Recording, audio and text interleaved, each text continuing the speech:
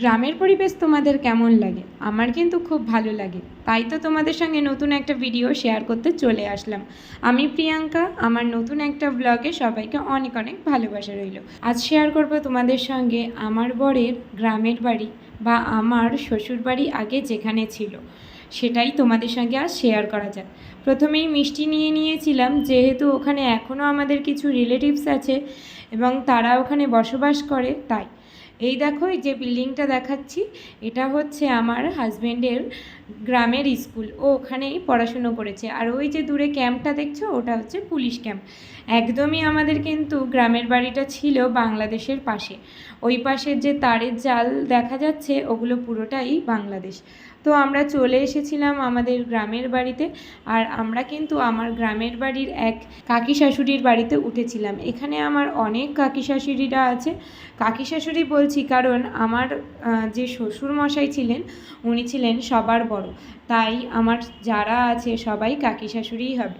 তো এসে কিছুক্ষণ রেস্ট নিয়ে আমি বেরিয়ে পড়লাম বাইরে। দেখো এখানে যে কাকিমার কাছে আমরা উঠেছিলাম, সেই কাকিমা শিল নোড়ায় বেটে উনুনে রান্না করছে। আর এই দুটো হচ্ছে রাজহাঁস, এই কাকিমারা পুষেছে। এবার চলো গ্রামটা ঘুরে দেখানো যাক। এই যে তেঁতুল গাছটা আছে, এটা কিন্তু আমার শ্বশুরবাড়ির একদমই পাশের ছিল, মানে আমার শ্বশুরবাড়ির ঘরের পাশে। আর এই হচ্ছে আমার শ্বশুরবাড়ি। এইটা হচ্ছে আমাদের ভিটে বাড়ি ছিল আগে। এখানেই আমার স্বামী এবং আমার ননদ বেড়ে উঠেছিল। তো এই যে পুরো ভেঙে গেছে, অনেক পুরনো যেহেতু বাড়ি, আর ওরা মোটামুটি 20 বছর আগে এখান থেকে চলে গিয়েছিল, তাই এর অবস্থাটা এরকমই হয়ে গেছে। আর ও এখানে আমাকে বলে দিচ্ছিল যে এখানে ওদের কেমন দিনগুলো কেটেছে, কেমন ভাবে ওরা আনন্দ করেছে। আর এই পুরোটাই হচ্ছে ওদের জায়গা।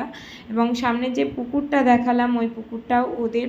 এবং ওই পাশের যে বাড়িটা দেখতে পাচ্ছ, ওটা হচ্ছে ওর এক কাকি।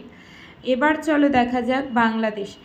আমাদের এই যে শ্যাওলাগুলো আছে, এই শ্যাওলার কিন্তু বেশিরভাগটাই বাংলাদেশের। আর ওই যে ওই পাশের ভেরির যেগুলো দেখা যাচ্ছে, ওগুলো পুরোটাই বাংলাদেশ। এইটা কিন্তু একটা খাল বা নদী বললেও চলে। আসলে এই নদীটা যখন বৃষ্টি হয়, পুরো এই গাছগুলোর সমান জল উঠে যায়। এখন অবশ্য জল নেই, এখন যেহেতু খরা পড়ে গেছে, তাই আমাদের এখানে জল নেই। এবং এখান থেকে হাঁটাহাঁটি করেই বাংলাদেশে আগে যাওয়া যেত। এখন অবশ্য ভীষণ রেস্ট্রিকশান, যার জন্যে ওখানে যাওয়াও যায় না। এবার দেখাচ্ছিল আমাদের এই আশেপাশের জায়গাটা। ওই যতটা লাল কাপড় দিয়ে ঘেরা, ওই পুরোটাই কিন্তু বাংলাদেশের আন্ডারে। আর ওই যে আমি জুম করে দেখাচ্ছি যে এরিয়াটা, ওটা পুরোটাই বাংলাদেশ। তোমরা দেখলেই বুঝতে পারবে। এখানে আমার বর একটু বিএসএফের সঙ্গে কথা বলছিল, যেহেতু এখানে এখন নতুন বিএসএফরা পোস্টিংয়ে আছে, এবং তারা জিজ্ঞেস করছিল আমরা কোথায় থাকি, কি করি, এখানে কি করতে এসেছি, তাই। আর এই দেখো, এটা কিন্তু আমার বরের বা আমার শ্বশুরমশাইয়ের জমি।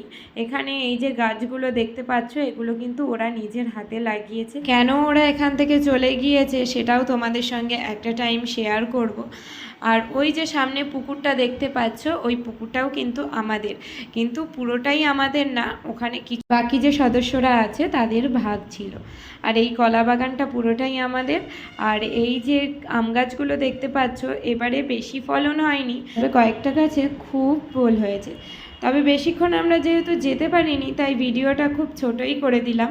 এরপরে একটা খুব বড় ভিডিও নিয়ে আসবো এবং পুরো এরিয়াটা তোমাদের ঘুরে দেখাবো। আজকের মতো টাটা।